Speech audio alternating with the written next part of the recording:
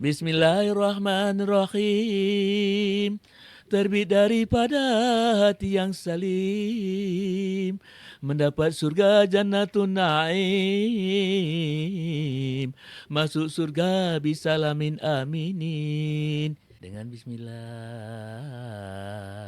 awal bermula, salawat salam juga dibaca, agarlah kita dapat pahala dunia akhirat juga.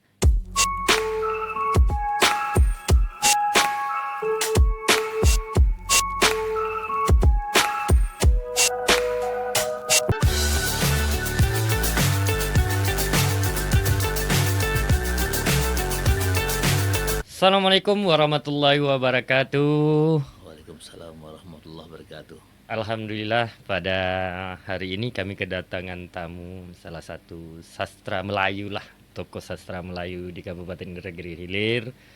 Selamat datang Datuk Pak Tengku Said Basirun. Sehat Datuk? Alhamdulillah. Dalam keadaan tetap semangat. Siap. Jadi Datuk, sebelum saya cerita sikit lah ni kan. Kita pakai bahasa Melayu kita ni aja ya. Ya. Jadi mungkin ada kelebihan jugalah sikit biar faham dan sebagainya. Saya sebelum saya ngundang waktu itu, saya berfikir ni siapalah nak saya undang tentang. Saya nak berceritalah kami generasi baru ini membahas tentang sastra Melayu. Sastra Melayu dan Melayu dan sastra itu kan ada apa dan sebagainya. Kami juga setidaknya alhamdulillah kami masih punya orang tua kami lah di Kabupaten Negeri Hilir. Mungkin bisa bercerita dan sebagainya. Mohon maaf Datuk, sebelum kita mulailah izin Datuk, mungkin saya kenal, mungkin penonton tak kenal dengan Datuk ni secara kerana yang nonton kan tidak orang Melayu aja ni. Mungkin bisa jadi orang lain, orang suku lain dan lain sebagainya. Izin silakan Datuk. Ke Pulau Palas beli kuini di pasar pagi. Alangkah sedapnya silaturahmi dimurahkan rezeki. Siap. Tapi saya balas lah Datuk. Saya balas. Boleh.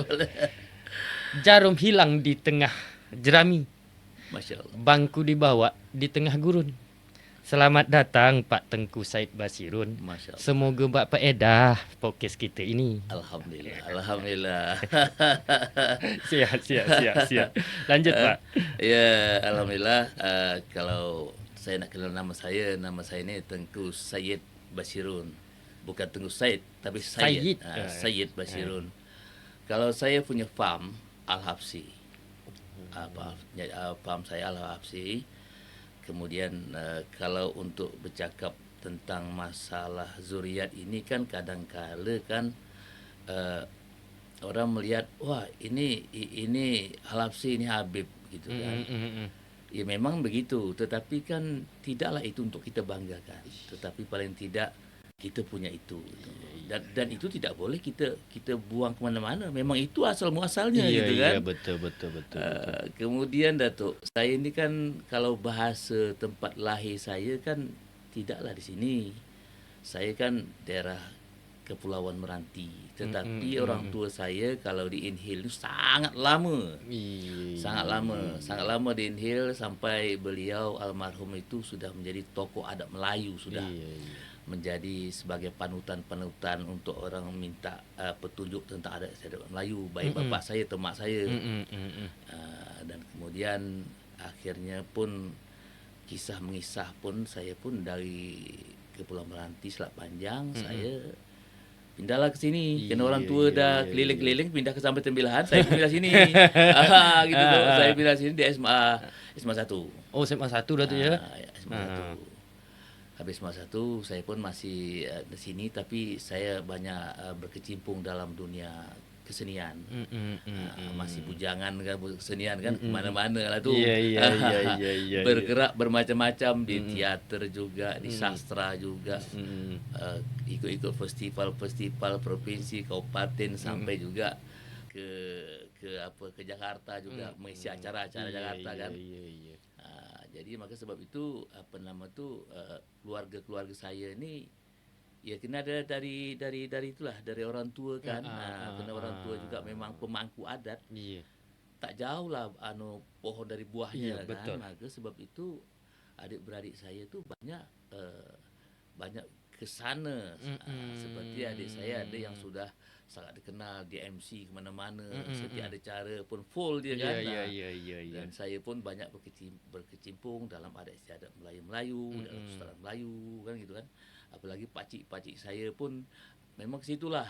Memang Artinya kalau bahasa saya tu dari keluarga-keluarga Tenas Effendi gitu, lari ini ke sana semua. tetaplah ke situ. Sana Tak semua jauh, tu. tak jauh dah. Tak jauh dah tu. Tak jauh dah tu. Ndak daerah kabupaten mana, pokoknya dekat-dekat situlah. Dekat-dekat situ lah dah tu. Siap Datuk. Kita mungkin lebih apa, sepanjang Datuk jadi ya kegiatan seni, kegiatan aktif di bidang kegiatan LAM dan lain sebagainya, dan alhamdulillah mungkin saya nyampaikan juga Datuk ini juga ketua LAM Tembilahan Hulu ya Datuk ya. Betul. Jadi sejarah-sejarah perjalanan apa menjalankan hal-hal yang seperti inilah. Apa dia Datuk itu memang dari hati kah, memang atau suka? Ada juga tuh. Saya jujur, saya orang Melayu, tapi kan tidak ada rasa di hati, tak jalan barang tu. Mungkin kan ada hobi yang menjadi sehati dan menjadi pekerjaan. Izinlah Datuk kita bercerita lah kan. Sebenarnya tu kalau masalah dari masalah Melayu, lembaga adat Melayu, kesetaraan Melayu, saya fikir-fikir ini secara otomatis macam amanah itu. Macam amanah, rasa cinta kepada budaya Melayu ni timbul tanpa paksa itu. Timbul tanpa paksa.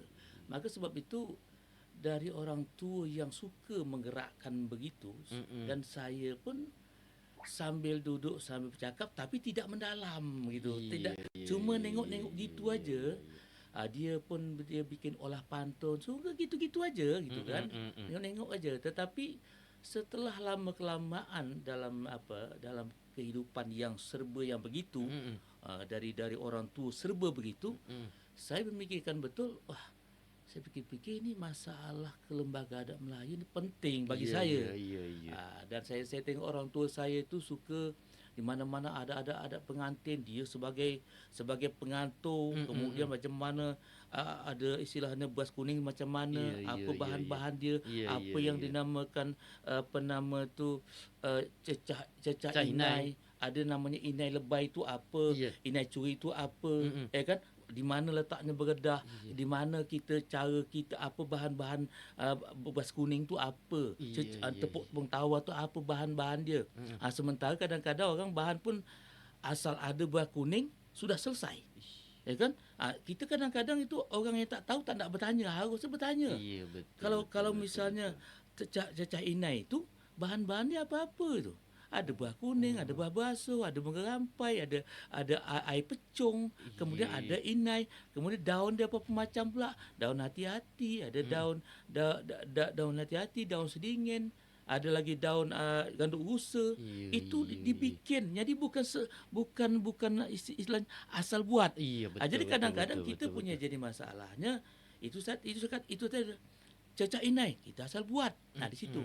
Jadi maka sebab itu saya dalam hal ini, maka sebab itu saya sudah mulai mempromosikan bahawa untuk melaksanakan cecah inai itu caranya begini. Saya menyampaikan kepada halayak ramai kan, begini bentuk dia, bahan begini. Cara melempar dia pun macam mana. Ini kadang-kadang melempar, ambil buah kuning lempar. Lempar. Sebenarnya taklah begitu. Kena melempar secara adat itu ada tata cara dia. Macam mana yang tepat dia? Ada. Melempar begini. Bukan begini. Bukan lempar. Tidak. Maka sebab itu Datuk, kadang-kadang orang ini nengok, berbuat tapi tak bertanya. Maka sebab itu bahasanya itu belajar tak mau berguru, belajar Iya, sendiri, harusnya betul. berguru. Maka sebab itu ada istiadat budaya Melayu ini bukan sekendak kita, tetapi ada Betul. adab dan tata cara, bukan sembarangan. Betul. Dan saya melihat yang saat-saat ini itu tadi berguru, belajar tak mau berguru. Dia belajar sendiri tapi Iya, tak mau berguru. Harusnya bertanya, macam betul. mana ni kalau cecah inai itu macam mana model dia, bagus dia. Mm. Susunan macam mana? Siapa yang berdiri juru tunjuk? Mm. Siapa yang MC di mana? Siapa yang beri telur? Siapa yang ngelap inai? Macam Betul, mana betul. orang menikah tabak tu macam mana tabak itu ditaruh di mana? Dan itu harus ada itu. Yang jadi masalah ada tabak-tabak di mana taruh sembarang aja. Itu dipikir. Jadi maka sebab itu kita mengadakan adat istiadat Melayu Cak Inai itu harus rapi. Jangan sekendak, jangan sembarangan.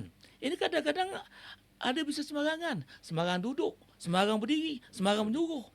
Bahan pun tak ada tengok. Maka sebab itu supaya jangan rusak adat istiadat budaya Melayu ni, belajar tentang adab, tentang rapi dia macam mana. Supaya ada acara adat Melayu tu orang tengok kan, oh begini gitu. Iya, Bukan bukan betul. sesedap kita aja. Cukup saja dengan beras dengan bunga rampel lempar selesai. Dipanggil pada grup ini pemuda dengan CS. Iya. Sampai pemuda 10 orang datang. Iya. Begini-gini kan. Asal gitu aja. Asal gitulah Iya, selesai. betul. Maka sebab itu tu saya sebagai pemangku almarhum. Jadi walaupun almarhum sudah tidak ada lagi, tapi saya pun beserta adik-beradik saya melaksanakan amanah beliau, dan beliau pun mungkin selama beliau tak ada, ajaran-ajaran yang saya dapat dari dia itulah pedoman saya. Kalau Iya, orang iya. bertanya kan, Iya, betul, kenapa betul, gini? betul. Saya berdapat dari bapak saya. Kenapa? Bapak saya kan Haji Tengku Sa'ibullah itu almarhum, beliau pemangku. Dan mak saya itu Hajah Tengku Latifah itu mereka pemangku, tempat acuan. Tempat acuan orang bertanya macam mana adab Melayu. Iya. Orang situ bertanya. Iya. Arti kalau saya mengatakan pembesar-pembesar mana pun yang datang ke Inhil ini, orang tua saya yang melemparkan. Ya kan? Jadi adat istiadat budaya Melayu, adat istiadat perkahwinan Melayu itu harus kita lestarikan secara beradab. Betul. Yang jadi masalahnya adalah mengadakan adat istiadat Melayu tidak beradab, tidak rapi, asal jadi ya. Betul. Jadi itu maka sebab itu saya Irul, dalam budaya Melayu kita juga harus bangga juga bahawa bahasa Indonesia itu berasal dari bahasa Melayu. Bahwa salah satunya Melayu terkenal dengan pantun. Kalau kita ke mana-mana, Riau, ke mana-mana, itu menampakkan khasnya Riau itu di pantun. Iya. Dan pantun itu adalah salah satu sastra yang tertua di Indonesia. Pantun dah tu. Pantun itu tuh sastra yang tertua di Indonesia. Dan hukum pantun itu abi-abi. Maka sebab itu pantun ini kan sekarang ini sudah menjadi favorit. Sudah menjadi favorit orang-orang sekarang, di mana saja orang ada pidato, tetap mereka menyampaikan akhirnya pantun. Dan orang bertepuk tangan. Iya. Cuma sekarang ini yang jadi masalahnya kenapa pantun ada cakep. Jadi saya sedikit agak melihat kenapa ni pantun. Misalnya kan jalan-jalan ke Pulau Palas hendak beli buah kuini. Cakep kata Katanya cakep. Faham Cuma saya memikir kenapa jadi cakep. Cakep tu ke mana arah bahasa dia. Tapi kalau dia mengatakan suai, saya rasa itu lebih pas suai. Betul. Itu yang kita luruskan itu. Jangan sampai cakep. Jadi kadang-kadang awaklah bingung kenapa kecakap. Tapi kalau seandainya dicakap tentang suai, saya rasa memang menyesuaikan Melayunya. Melayu tu. Tapi mungkin gini tu, dengan timbulnya cakep itu, sekarang kan pantun ini ia tidak sekarang tu tidak masuk ke ranah Melayu lagi. Stand up comedy itu yang membuat kan sering tu lelucon stand up comedy tu yang di TV-TV cakep, yang jawaban kabar kayak gitu. Mungkin ikut-ikutan tu. ikut-ikutan itulah mungkin salah satu ya orang buat orang Melayu buat pantun, kapri membalas cakap yang Datuk jelaskan. Tapi tu sepanjang inilah kami generasi mungkin perlu tahu juga lah. Setiap pantun tu ada makna. Setiap pantun orang ucapan dan sebagainya, selamat datang kah atau seperti apakah. Ya biasanya Melayu ini kan selain sopan santun itu kan berbagai hal menunjukkan cara adat istiadat, salah satunya dengan posisi cecak inai tadi, pantun dan sebagainya itu kan menyimbolkan selain kerafian dan lain sebagainya, makna dari setiap acara itu. Pantun ini maknanya apa tuh? Setiap dari acara biasanya orang Melayu kan gitu. Silakan Datuk. Pantun itu apa, Rol? Pantun itu sebenarnya kita kan menyesuaikan dengan acara. Jadi artinya kan kita tidaklah berpantun itu ini acara, tapi pantun kita lari. jadi kalau pantun itu sebenarnya menyesuaikan dengan acara. Kemudian kalau bicara tentang makna pantun itu, kalau makna pantun itu kan salah satu mengkayakan bahasa, mengkayakan tentang kata-kata sebenarnya kan. Jadi maka sebab itu pantun itu terjadi kepada situasi kondisi. Jadi misalnya malam ini ada acara pembukaan persemian pemuda, ada pantun tentang pemuda, kan? Kemudian ada lagi masalahnya orang melaksanakan tentang masalah partai-partai ni. Ada masalah yang saya hari Senin tu ikut, saya bertepatan mewakili Datuk Syed Serifuddin. Saya ditunjuk untuk mewakili acara untuk menyampaikan Pemilu damai. Pemilu damai. Jadi pemilu damai itu semua pantun yang disampaikan berkaitan dengan partai. Artinya pantun itu tinggal mencocokkan suasana dan kondisi. Tapi kan tidak mudah juga tuh kalau bukan orang-orang yang paham tentang itu. Saya aja asal Datuk tahu nih. Pantun yang saya sampaikan tadi itu dari semalam saya buat tu pening kepala saya dah. Bahkan saya tak hafal juga. Saya ikut catatan aja. Pening ni. Kerana saya tahu. Saya kalau tak balas pantun Datuk ni, saya tak sedap lah. Jadi dengan hal-hal yang seperti ini juga, kita mungkin lebih santai tu. Tapi ya ada makna yang kita sampaikan. Salah satunya saya juga berharap selain penonton, ke saya peribadi tentang Melayu ini mungkin menambah wawasan saya mungkin, dan juga bagi penonton ya nantinya entah anak cucu ke depan atau saudara mara, saudara kita Melayu sedunia, mungkin ya bisa jadi hasil pembicaraan kita ni ada faedahnya bagi apa. Mungkin gini Datuk ya. Saya melihat pada generasi kami lah, orang Melayu generasi muda ni kan agak kurang sikit tu tentang mau mengerti lah tentang budaya mereka sendiri. Ya sastra ini kan gampang-gampang mudah tu belajar ni. Ya orang tengok ya macam baca syair, baca puisi dan sebagainya. Ya kalau kita tengok sepintas itu kan ya mudah, kita dengarnya mudah. Tapi kan setiap kata-kata syair dan puisi itu kan ingin menyampaikan sesuatu yang kondisi atau alam semesta atau kondisi lingkungannya itu kan tak mudah tu. Kenapa tu generasi kita ni agak kurang melik tentang dunia sastra, khususnya Melayu lah. Saya tidak bicara tentang terlalu lebar lah, kita bicara Melayu, generasi Melayu kita aja. Agak kurang melik kami ni. Apa masalah kami ni? Pesan Datuk lah untuk generasi. Saya melihat Riau ini sebenarnya punya cita-cita yang luar biasa. Akan menjadikan pusat kebudayaan Melayu Asia Tenggara. Maka betul. Beberapa tahun yang lalu bahwa Provinsi Riau mengadakan Pekan Budaya Melayu Sedunia. Ya kan? Dan bertepatan saya ambil bagian saya di situ ikut lomba baca syair. Salah satu syair ini kan sastra Melayu yang perlu dilestarikan itu. Betul. Artinya kan mau tak mau itu harus dilestarikan. Jadi pada waktu itu alhamdulillah Saya mendapat juara satu. Mm-mm. Juara satu saya. Juara satu. Juara satu tu, alhamdulillah. Alhamdulillah.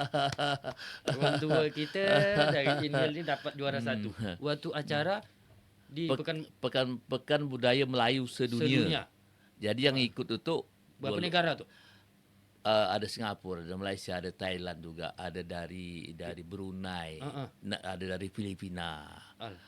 Beberapa negara-negara yang ikut. Sebenarnya tu memang kita punya persaingan lah yang sangat luar biasa. Kita dengar dari Malaysia lah, apalagi kita dengar dari Brunei apalagi kan. Tetapi kenapa pemerintah provinsi membuat seperti itu? Sebenarnya untuk mengangkat Melayu menjadi pusat sentralistik dunia gitu kan. Itu cita-cita Melayu Riau. Maka sebab itu saya pun dalam hal ini saya tetap menjalankan amanah dari Provinsi Riau. Riau. Saya orang yang senantiasa senantiasa dalam setiap acara. Saya tidak malu-malu untuk membacakan syair. Saya tidak malu-malu untuk membaca pantun. Saya tidak malu-malu untuk menyanyi Melayu. Dan saya memang basic saya itu memang penyanyi Melayu. Karena juga saya artinya sangat diperhitungkan, bukan itu, artinya diperhitungkan kawan-kawan di Riau inilah itu bahasanya kan. Artinya kalau orang melihat saya, ini Tengku Basirun ini multi talenta. Kenapa gitu mengatakan itu? Saya seorang pemain teater, saya sutradara teater, saya juga penyanyi, saya juga pencipta lagu, saya juga syair, saya juga berpantun, saya juga bisa celoteh, saya juga dongeng gitu. Jadi artinya orang melihat saya juga MC. Jadi kata orang Provinsi Riau dulu ada namanya Pak UPTD dulu di Bandar Serai itu datang sini. Saya tengok Pak Tengku ini serba-serbi agak multi gitu kan. Jadi mungkin saya rasa manusia itu punya lebih punya kurang. Maka sebab itu saya tidak segan-segan dengan itu, saya tidak malu-malu dengan itu. Maka sebab itu saya boleh dikatakan setiap hari saya berpantun tanpa itu, setiap hari. Jadi kalau saya dalam setiap hari di video-video saya itu tiada hari tanpa pantun. Setiap hari saya berpantun. Jadi setiap hari saya duduk di mana-mana duduk pantun. Di mana-mana duduk saya sampaikan video pantun. Kenapa begitu? Saya pikir-pikir jangan kita nanti jadi pahlawan kesiangan. Oh, si pantun kita tidak. Kita harus menampakkan kalau kita fanatik dengan masalah Melayu itu, nampakkan kita itu. Jadi orang tahu, ini Pak Tengku. Kadang-kadang orang cakap, Pak Tengku tolong pantun gitu. Jadi kadang-kadang orang nampak wajah kita, orang minta, Pak Tengku tolong pantun. Pak Tengku tolong pantun. Itu kan. Jadi maka sebab itu secara yang hal begitu paling tidak kita sudah memasyarakatkan budaya Melayu. Artinya itu. Kenapa saya pakaikan tanja? Sampai sekarang orang tahu. Khasnya Pak Tengku itu gampang cari dia bertanja. Maka saya setiap hari bertanja. Saya tidak lepas tanja saya setiap hari. Maka sebab itu sampai saat ini orang menandakan saya. Kalau mencari Pak Tengku itu gampang. Cari aja orang yang bertanja. Itu. Jadi salah satu tanja kan kita kan memasyarakatkan, mempromosikan kebudayaan Melayu. Jadi kita mempromosikan, mengangkat, memperjuangkan budaya Melayu itu bukan sekedar untuk kita berpantun, tidak. Tetapi dari pakaian juga. Dan saya kalau setiap hari Jumat, pakaian saya itu lengkap. Saya lengkap tanja, lengkap kain yang saya gulung berbunga sini pakai ban setiap Jumat. Itu saya katakan dan saya mau berpakaian Melayu itu yang benar, yang betul gitu. Jadi kadang-kadang kita kan pakai Melayu itu kan sambelewa gitu, asal makan lah gitu kan. Kita betul. Maka sebab itu saya tak mau seperti itu. Saya mau penampilan Melayu tu. Jadi maka sebab itu kadang-kadang orang tengok ada acara kan, orang aku tidak. Kenapa ada mereka cakap acara? Pakaian saya tu lain lain gitu. Saya pakai tanja, saya pakai kain, sampul, saya pakai set ada sini, pakai aksesoris lah. Setiap hari Jumat saya pakai gitu. Jadi setiap hari Jumat saya sembahyang masjid, orang nengok. Saya pakai tanja sembahyang. Jadi orang nengok orang mandang, ada cara Pak? Tidak. Saya nak pakai aja supaya orang tahu inilah. Jadi orang mengatakan itu penatik Melayu tu. Seperti semalam saya hadir di gedung Angku Kelana. Begitu saya keluar, saya jumpa dengan dengan salah satu orang Banjar. Mm-mm. Dia cakap, wah ini pakai lengkap hari ni. Mm-mm. Kenapa saya pakai lengkap? Saya diundang mewakili lembaga adat. Maka tak mungkin saya pakai tanjak baju batik, tidak. Mm-mm. Saya tunjukkan baju Melayu yang lengkap. Saya pakai baju hitam, saya pakai kain kuning, pakai tanjak ini. Itu kan. Jadi begitu kita berjalan dia orang tengok. Jadi orang cakap kan, memang lengkap ni Pak. Mm-mm. Kenapa lengkap? Kita hormatilah, kita hargailah. Kita ni kan orang Melayu, orang beradat. Mm-mm. Tentu kita tunjukkan. Undangan itu bunyi ni kan. Ya, betul. Maka sebab itu pengembangan adat istiadat Melayu itu dari kita sendiri. Kita tidak malu dan kita tidak gengsi-gengsi lah kalau bahasa. Kenapa kita gengsi? Betul-betul pakai. Jangan malu-malu. Jadi maka sebab itu saya berfikir kita mengembangkan, kita memperjuangkan tentang budaya Melayu itu dengan kita yang berpakai adat Melayu itu dengan yang benar. Bukan kita berpakai sekendak sambal lewa. Kalau kita sekendak sambal lewa, orang tengok, macam gitu ya pakai Melayu. Pakailah Melayu yang betul-betul. Macam sekarang ini. Ini nama saya pakai nama dia cekak musang. Dia ada cekak musang, ada teluk belanga. Oh, ada dua lagi. Ada. Ini cekak musang ni. Cekak musang. Kalau teluk belanga itu bulat. Oh, bulat. Bulat. Ada satu titik sini. Satu kancing dia. Kalau ini saya pakai nama cekak musang. Bercekak sih nama dia. Jadi maka sebab itu mengembangkan budaya Melayu ini secara secara kita tidak malu-malu, secara kita nampakkan kita orang Melayu macam mana adat kita seperti apa kan. Jadi saya paling tidak menjalankan mengamanahkan almarhum. Almarhum itu sebagai dia tokoh Melayu, tempat orang bertukar fikiran Melayu, tempat orang berbicara tentang adat istiadat Melayu. Paling tidak kalaupun tidak sepenuh itu, paling tidak saya ngikut. Seperti macam mana orang cecah inai, macam mana cara yang tepat, itu yang saya pakai. Jadi bukan sekedar ada cecah inai. Cecah inai lah mulai, ambil, panggil, berdiri dia tentu arah berdiri. Kita tak begitu. Kita yang mau biar ada acara cecah inai itu betul-betul beradab. Macam mana bentuk dia, di mana berdiri protokol, di mana berdiri yang penunjuk, di mana berdiri untuk muri telur, di mana orang mengelap inai, di mana letaknya tabak. Kemudian apa disiapkan, di mana bantalnya, di mana tisu dia. Semua sekecil-kecil kita siapkan. Macam mana dia menepuk. Kadang-kadang kan begini, dipanggil silakan dengarkan nanti kepada datuk ini, kepada bapak ini kami persilakan menepuk tawar. Dia kadang bingung. Yang bingung ini ada tukang penunjuk. Yang pertama yang ini, di mana dipukul? Dipukul sebelah badan sebelah kiri, kanan. Lalu bawa tangan, bawa telentang. Jadi kalau bahasanya bila tangan telungkup, bila tangan telentang, bila kita begini. Jadi artinya tu kadang-kadang orang tak tahu telungkup, tak tahu telentang, tak tahu begini. Asal dah China itu begini aja. Tepuk. Selesai tu. Ambil beras lempar tu. Kan? Bukan begitu. Ada tata cara baik seperti apa. Ada selawat di sana. Bila kita selawat, bila kita menabur. Ini menabur bukan tampak langsung. Ambil Allah. Tak baca selawat lagi. Maka sebab itu tadi. Kalau kita ni kadang-kadang orang nonton, macam gitu ya acara cecah inai. Dia bikin, tapi sayang. Apa sayang? Dia tak berguru. Dia berguru yang salah. Berguru yang salah, Rol. Maka sebab itu, insya-Allah pada bulan November ini, saya akan mengadakan sosialisasi tentang adat istiadat budaya Melayu. Iaitu kalau tidak ada halangan di Grand Tembilahan. Dan saya mengundang narasumber dari Pekanbaru dan juga nanti bersanding sama saya. Nanti yang kita undang nanti para orang yang mengandam lah supaya nanti dia tahu. Kan jangan kita pakai adat Melayu. Pakai adat Melayu bukan begitu. Adat Melayu tu macam mana cara pakai dia tu. Kan? Betul. Jadi paling tidak itu kan untuk garis-garis besar dia lah. Tapi yang jelas permasalahannya ni namanya sastra Melayu tu istilahnya tu ada syair, ada pantun, ada celoteh Melayu, ada dongeng, kan? macam-macam lah gitu Ya, kan. ya, ya.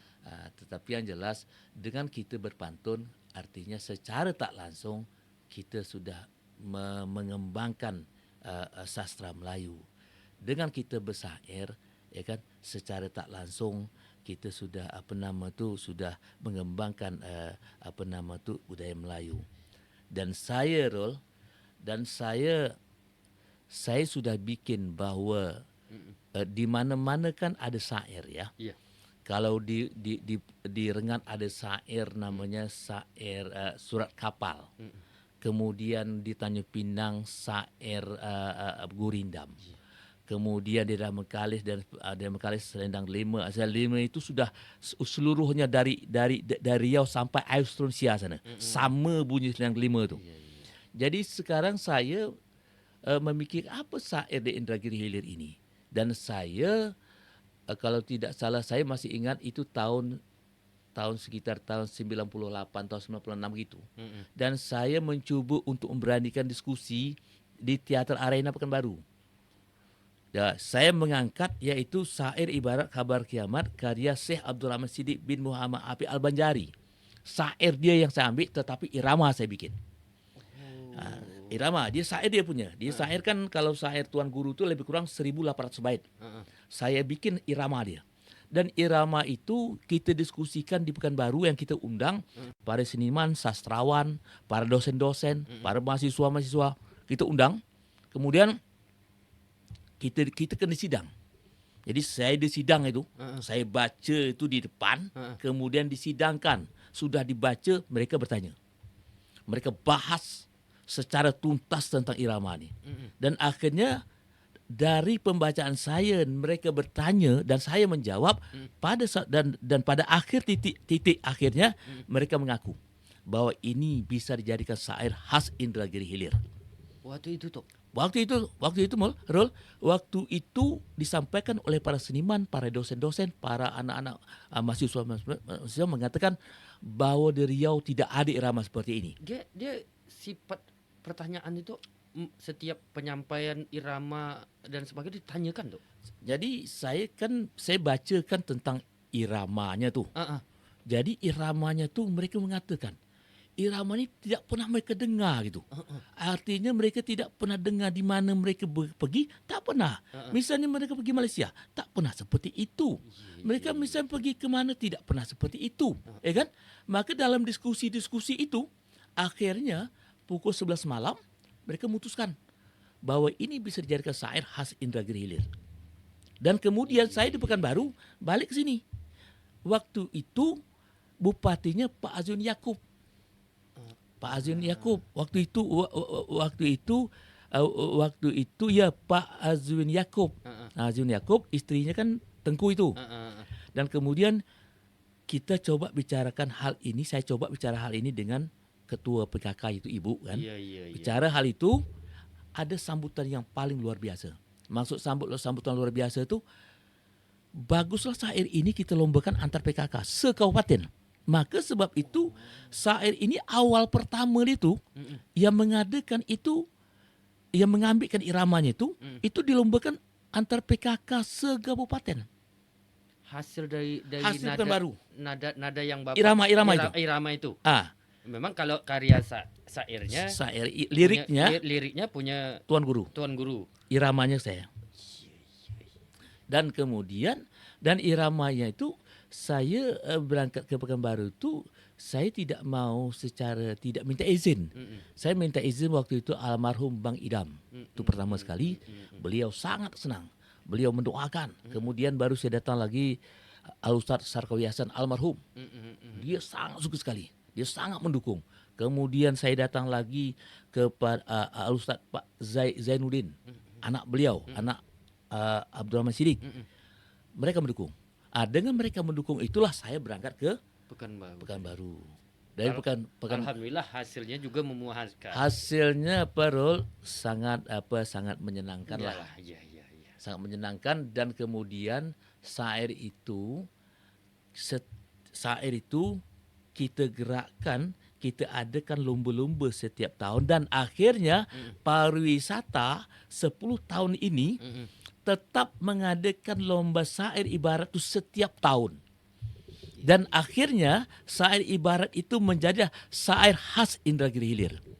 Dan syairnya dan irama syairnya itu tadi mungkin dengan kehendak Allah dan kehendak Allah saya yang buat. Maka sebab itu setiap tahun pariwisata tetap mengadakan syair ibarat itu. Namanya syair ibarat. Syair ibarat. Syair ibarat khabar kiamat. Syair Ibarat khabar kiamat. Jadi syair itu diawalkan perlombaannya tunggal. Sudah tunggal timbul bergrup sampai 5 orang. Sudah 5 orang itu berkembang lagi visualisasi syair. Maka waktu saya mengadakan visual syair itu begitu saya expose ke media, dari seniman kita Pekanbaru menyampaikan itu boleh dikatakan jarang-jarang ada visualisasi syair. Biasanya tuh visualisasi puisi. Ini syair kata kan, ya gitu kan. Wah, ini temuan nggak gitu kan? Maka sebab itu syair itu sudah dari visual. Misalnya orang baca syair itu salah satu irama seperti ini. Bismillahirrahmanirrahim. Terbit daripada hati yang salim, mendapat surga jannatun naim, masuk surga bisalamin aminin. Itu irama syair yang saya buat. Sampai saat ini alhamdulillah Indragiri Hilir sudah mengakui ini syair kita. Orang Pekanbaru, orang Rengat, orang Kepulauan Riau sudah mengatakan Indragiri Hilir adalah syair ibarat.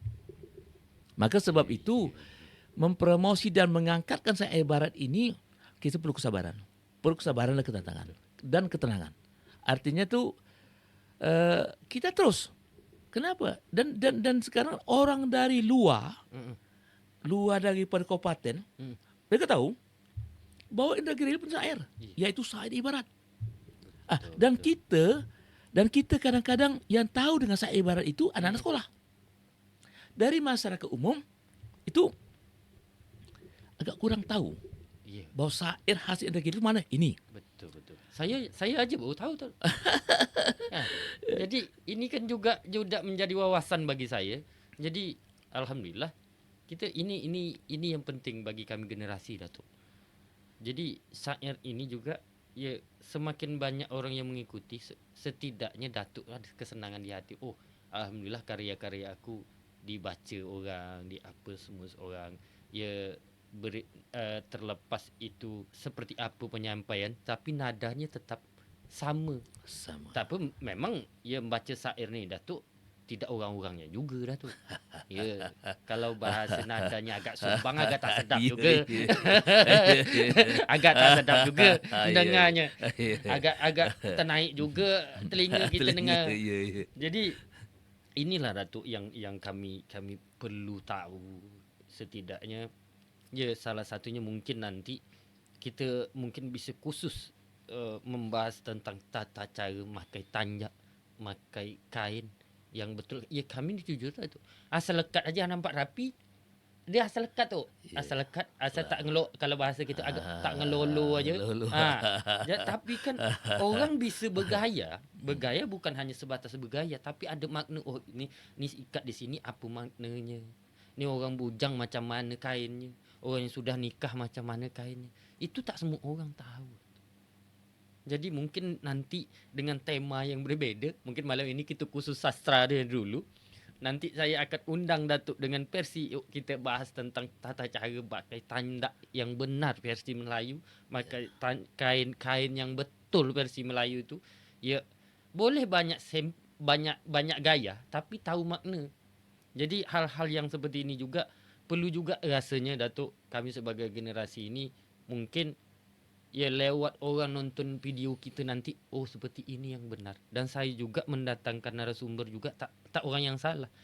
Dan hari ini alhamdulillah mungkin tak semua generasi Inhil yang tahu, yang menciptakan nada atau irama syair kiamat itu ya Datuk. Dan hari ini saya tuh jujur, ya saya sendiri berhadapan dengan Datuk, saya tak tahu. Hari ini saya baru tahu. Jadi ini bukan kami banyak yang tak tahu tu. Inilah kami sangat perlu Datuk agar kami para generasi ini setidaknya meskipun kami tak bisa seperti Datuk, kami tahu sejarah. Jadi kami sebagai generasi Melayu ni jangan dahaka, lupa sejarah tu dahaka kalau bahasa kita kan. Jadi ini yang perlu kami tahu Datuk. Ya selain ya kita orang Melayu tu budaya sopan santun, tunduk, ajar dan sebagainya itu kan mestilah kita tetap ada di dalam diri kita. Tapi sejarah juga kita perlu tahu Datuk. Supaya kami mungkin anak-anak kami nanti, oh saat itu Datuk Basirun yang seperti yang ikut lomba dijadikan itu salah satu syair yang punya Kabupaten Indragiri Hilir, dan kami perlu cerita meskipun kami tak bisa membaca syairnya macam mana, dalam arti nada dia macam mana, kerana tak semua orang Melayu ni sedap nyanyi Datuk. Ada juga, itulah kata Datuk punya multi talenta, orang suruh nyanyi lagu Melayu mungkin bisa. Ya, ada orang yang cuma bisa suka dengan nada lagu Melayu tapi dia tak bisa nyanyi. Dia orang Melayu. Jadi kan ini juga perlu juga kami menjadi pengetahuan khususnya bagi kami. Mungkin saya, generasi saya juga, adik-adik saya juga atau anak-anak saya juga. Ya, yang namanya darah Melayu tetaplah kita sampaikan ke anak kita kan. Ini sejarahnya seperti apa dan bagaimana.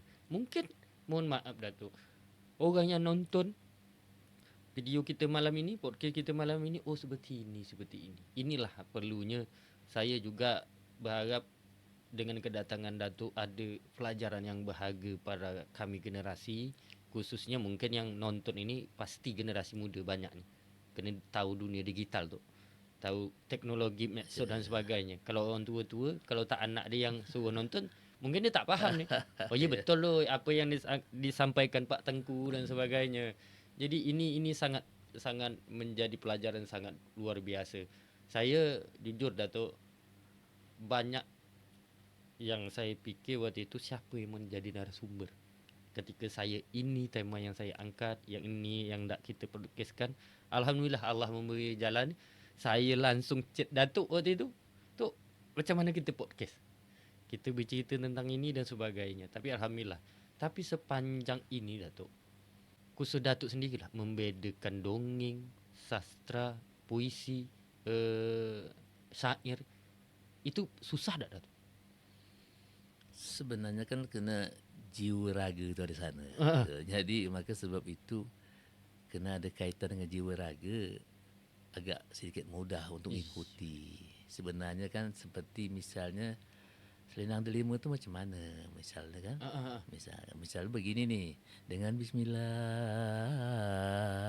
awal bermula, salawat salam juga dibaca, agarlah kita dapat pahala dunia akhirat juga. Kalau itu Mol, itu namanya syair Selendang Delima. Selendang Delima. Kalau dia delaikan begini misalnya, Indragiri Hilir bersuku-suku, Melayu Bugis juga Melayu, Bugis Minang ada Melayu, bahu membahu membangun satu negeri yang makmur kita laksanakan, misal gitulah apa yang itu. Itu nama tu syair burung tiung. Nah, kalau tadi Selendang Delima, burung tiung. Kalau syair Gurindam lain lagi. Kalau Gurindam jadi apa nama tu, syair itu kan bermacam-macam. Nah, tapi syair ibarat berat kapal, ada burung tiung, ada Selendang Delima. Dan kemenangan saya dalam lomba syair itu saya bikin 2 syair. Syair Selendang Delima saya gabung dengan burung tiung. Satu, dan kemudian sebanyak orang membacakan syair di Provinsi Riau tu, di Pekanbaru tu, mereka banyak berdiri tidak duduk, dan saya mengambil posisi duduk. Dan kalau masa vokal, masalah irama itu imbang-imbang tipis. Tetapi orang cari ada lebih. Kenapa orang membaca berdiri aja? Kenapa dia tidak ada misalnya duduk? Jadi saya ambil itu. Saya ya, ambil ya, posisi ya. duduk, kemudian saya berdiri, saya ada bentuk gaya. Hmm. Mungkin dari situlah saya merasakan macam mana yang merasakan juara internasional tu saya merasakan. Hmm. Nomor juara 3, Hmm. nomor sekian, juara 2, nomor sekian. Hmm. Awak dah nonton lemah tak adalah apa-apa. Hmm. Sekali saya masih teringat, nomor 1, undian 13. Saya nombor 13. Iya. Dan saya tak bergerak lagi ni. Dan cuma yang lain-lain kawan-kawan ngangkat saya lah, cium-cium saya. Sukses, sukses lah. Inhale sukses. Kawan tak dari Kepulauan Riau, tak ke mana kawan cium-cium saya. Saya pun diangkat kawan ni. Selemah itu. Lemah ni tak menyangka ini. Kawan ngangkat langsung ke atas, saya langsung duduk berdiri di atas, saya menangis lah. Menangis tu, saya kah juara tak macam mana? Memang saya. Masih belum percaya waktu Masih belum percaya gitu. Ya, Kena betul. belum percaya tu, saya menengok ya namanya saingan dari macam-macam negara kan. Ya, ya. Negara, kemudian dari ke provinsi lain kan. Memang luar biasa gitu kan. Tetapi saya pada undian nomor 13 itu kadang-kadang nomor 13 nomor sial. Tetapi nomor sial Ya, tapi ya. baik bagi saya Ya, gitu. betul, Saya betul, masih betul, teringat betul, tu, Dol. betul, Saya betul. masih teringat. Masih teringat saya disebut juara itu. Saya pun alhamdulillah saya pun begitu juara 1. Dan dari Kabupaten ini punya perhatian mereka memberikan saya kan support, memberikan hadiah-hadiah lah. Jadi bertepatan yang lain-lain kan nak balik ni. Nak balik. Hanya di orang pemerintah daerah nak balik kasih saya titipan. Titipan Rezeki, gitu. betul. Saya malam itu belum balik. Saya masih baca syair itu di depan Pak Gubernur Saleh Azid waktu itu. Dan waktu itu Pak Rusdenal masih jadi bupati dan beliau hadir melihat Pak Rusli masih bupati. masih waktu bupati. itu. dan beliau menengoklah, ya kan. Jadi maka sebab itu sebuah kebanggaan itu ya kebanggaan saya bawa saya apa aja saya kembangkanlah artinya, dan saya tidak menepuk dada lah. Saya ini juara internasional tidaklah, tetapi kan orang tahu sendiri, orang bercerita masalah Tengku Basirun itu biarlah orang tahu. Tak perlu saya keliling cakap saya ini tidaklah, ya kan. Maka sebab itu saya Rol, kalau masalah untuk juri, dari semua kesenian saya pernah juri. Dari festival lagu Melayu, festival teater, kalau puisi apa lagi? Sudahlah. Sudahlah. Syair apa lagi? Ya kan? Festival kemudian baru-baru ini kemarin di di lapangan Gajah Mada, Star Dangdut Bengkara. Ya, ya, Saya ya, diberi ya. kepercayaan untuk Dewan Juri. Dan kemudian kenapa mereka begitu? Karena Dewan Juri, saya menganggap bahwa Dewan Juri itu bertanggung jawab kepada Allah Subhanahu Wa Taala. Dan jangan sekali Dewan Juri itu menjagokan dan memperjuangkan dan orang yang tak bagus jadikan bagus di Dewan Juri. Maka sebab itu saya sampaikan kepada kawan-kawan waktu itu ada Anita Della, suara penyanyi nasional, ada juga satu lagi, saya sampaikan kita bertanggung jawab kepada Allah Subhanahu Wa Taala dan tidak ada yang dijagokan. Maka sebab itu saya ini kadang-kadang ada yang suka orang, ada yang tidak. Kalau kita bawa Pak Tengku Dewan Juri, yang masalah dia tak bisa mengkomprom-komprom. Dan saya berfikir sudah sampainya kita tunjukkan profesional. Bila lagi kita menunjukkan kita ni profesional, masih juga lagu lama kan, lagu itu bahwa kita memperjuangkan ini, kita perjuangkan habis-habisan walaupun dia salah. Jadi maka sebab itu sastra Melayu itu sastra Melayu itu harus dikembangkan secara bergeraklah. Contoh beginilah, kita mengambil budaya Melayu, kita pakai Melayu tu janganlah sekehendak. Kita tunjukkan pakai Melayu sebagusnya betul. Saya kalau berpakai Melayu, saya tunjukkan betul. Saya pakai tanjak, pakai apa segala macam, orang tengok di mana acara Pak Tengku? Tak ada. Saya pakai kacamata kadang-kadang. Kena supaya action nampaknya. Jangan artinya tu orang tengok, waduh, ini pakai Melayu betul ni.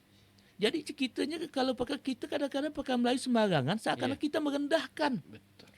Jadi saya berfikir-fikir kalau kita pakai Melayu tu nampak betul gaya kita tu, bentuk kita tu, nampak betul. Gagah kita. Gagah tu, jangan sambil lewa tu. Jadi betul, kita kan saya boleh pasang lah selesai. Ya kan? Jadi kita maka sebab itu waktu kita acara TNI kemarin di lapangan, saya tunjukkan baju Melayu itu bukan saya diikat pinggang. Saya pakai selempang. Saya nyanyi berdua ni. Pakai selempang. Pak Tengku pakai selempang. Salah satu dia. Ini pakai Melayu salah satu dia. Pakai Melayu itu ada pakaian harian, ada pakai kerajaan, ada acara resmi. Yang saya pakai pakaian harian. Harian kain selempang. Saya pakaikannya, orang tanya, ini pakai apa Tengku? Pakai Melayu. Melayu harian, pakaian selempang.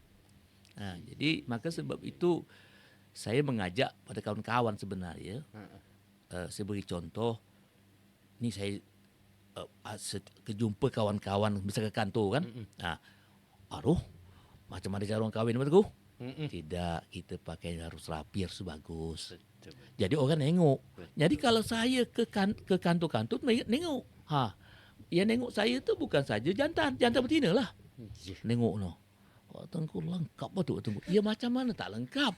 Kita nampakkan kita Ya, Melayu tu betul, begini betul, gitu. betul. Kadang-kadang kita nak mempromosikan pakaian Melayu, tetapi kita sekadar aja. Ya. Gitu Rol. Ya banyak lah. Saya malam ini jujur Datuk ya. Banyak pelajaran yang saya dapat.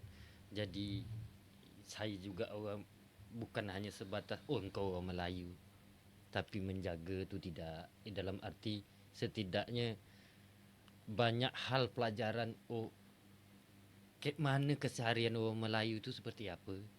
Ya, dari sekian banyak minggu, ya Datuk kan hanya menunjukkan pakaian lengkap hari Jumaat. Kan pakaian hari-hari lain juga tetap macam, ya tetap sopan, tetap apa dan sebagainya. Artinya begitu Datuk menjaga kebudayaan Melayu itu seperti apa di diri Datuk itu sangat luar biasa. Ya kami juga tentu tu Datuk ya menjadi acuan bagi kami. Hari ini kami generasi ini sangat menjadi acuan itu. Ya mungkin itulah kata saya tadi. Kita bahas Melayu untuk saya juga tak mau sekali undang Datuk. Tidak mau hari ini saja. Hari ini juga kita bicara tentang sastranya saja. Saya banyak yang tidak tahu. Baru tentang sastra Datuk. Belum lagi hal-hal yang lain. Ya mungkin kedepannya Datuk, saya jujur sekali lagi saya menekankan kita akan mengundang Datuk itu tentang berpakaian adat, maknanya seperti apa. Ya mulai cara pakaian tadi, ada cekak munsangnya tadi dan sebagainya. Mungkin saya lebih ke situ Datuk. Dan cara pakaian keseharian Melayu itu seperti apa dan bagaimana. Ya terlepas Datuk akan mengadakan kegiatan dia nanti. Jadi kalau memang Datuk ingin, aku sebelum kegiatan ingin podcast lah dengan Irul, ya saya siap juga membahas itu. Ini izin Datuk, sebelum kita closing Datuk, saya mintalah pesan-pesan dari Datuk untuk generasi kami ni ke depan. Pesan-pesan dari orang tua ke anak lah bagi kami ni, baik yang menonton dan sebagainya generasi, sebelum kita closing. Jadi izinlah Datuk. Terima kasih ya. Ah. Saya mengatakan bahawa jas merah, jangan sekali-sekali kita melupakan sejarah. Artinya kepada anak-anak muda kita Melayu, jangan malu-malu untuk kita menampakkan kita orang Melayu. Jangan malu-malu kita menampakkan bahasa Melayu kita. Kita harus tunjukkan bahasa Melayu kita. Kita harus tunjukkan petatah petitih Melayu kita. Jadi ini kadang-kadang yang jadi masalahnya tu, kita kadang-kadang tak sadar bahawa kita ni Melayu. Kita malu dengan syair. Maka sebab itu saya baca syair ini, memasyarakatkan supaya masyarakat orang-orang berfikir bukan saja di orang kahwin aja Rol. Saya baca di Pujasera. Saya baca syair di Pujasera sampai orang mendengarkan. Wah, saib orang dengarkan sampai remang bulu mata. Wah, itu bahasa dia. Jadi artinya kita ni, saya buat malu. Ya kan kadang-kadang syair ngapa syair? Jangan saya buat syair. Kita kan harus tunjukkan. Ya. Jadi maka sebab itu kepada generasi muda Melayu, harapan saya jangan malu kita menggunakan dalam apa itu Melayu. Berpakaian Melayu yang bagus dalam bahasa Melayu. Jangan malu-malu. Bersair sastra, jangan malu-malu. Jadi saya cuma itu Rol. Ya. Dan kemudian terakhir saya menyampaikan bahwa syair ini pun sudah kita kembangkan di mahasiswa Malaya, Universitas Malaya. Jadi Universitas mahasiswa UM datang ke sini, dia nak tahu apa khasnya sastra di sini. Maka sebab itu saya diminta oleh Pak Haji Samsul Awi untuk memberikan materi syair ibarat. Syair itu depan lebih kurang 60 orang mahasiswa UM Datang sini. datang di gedung. Dan saya diminta oleh Pak Samsul Awi, tolong kasihkan materi tentang syair khas kita. Maka saya kasihkanlah syair khas syair barat itu di depan mahasiswa. Dan mahasiswa itu pun belajar dan merekam. Dan dia berpikir, dia mengatakan cuma merekam dan tidak untuk apa-apa. Kerana hak paten masih di sini. Jadi gitu apa. Jadi ini salah tidak langsung yang punya hak paten Datuk sendiri. Yang tahu. Jadi kan meskipun Datuk orang yang membacanya sama nada, tapi kan pembawaan orang yang aslinya beda-beda. Ya, itulah ciri khasnya syair. Dan alhamdulillah hari ini kita bicara ini semoga ada nilai-nilai yang baik dan pelajaran bagi kita semua. Di lain waktu Datuk, di lain tema, saya izin kembali dengan sangat Datuk bersedia dengan tema yang berbeza. Saya mengundang Datuk lagi karena kalau bicara Melayu dengan satu tema ni memang tidak putus dalam 1 jam. Memang tidak putus. Saya akui itu. Banyak hal yang menarik. Sampai Datuk sepenggal kata membaca puisi tadi, saya dengar DNZ saya ni luar biasa tu. Kalau kita mendengar betul puisi itu memang agak terketuk juga hati tu dengarnya. Jadi banyak hal. Kalau saya pribadi Datuk, setelah kita podcast ini saya mendengar sendiri. Dari awal saya tak pandai skip. Saya dengar sampai awal sampai akhir makna orang bercakap dan sebagainya, itu menjadi pelajaran kembali selain kita podcast secara langsung. Mungkin hanya itu yang Datuk yang dapat saya sampaikan. Lebih dan kurang saya mohon maaf. Wabillahi taufiq wa hidayah. Wassalamualaikum warahmatullahi wabarakatuh. Waalaikumsalam warahmatullahi wabarakatuh.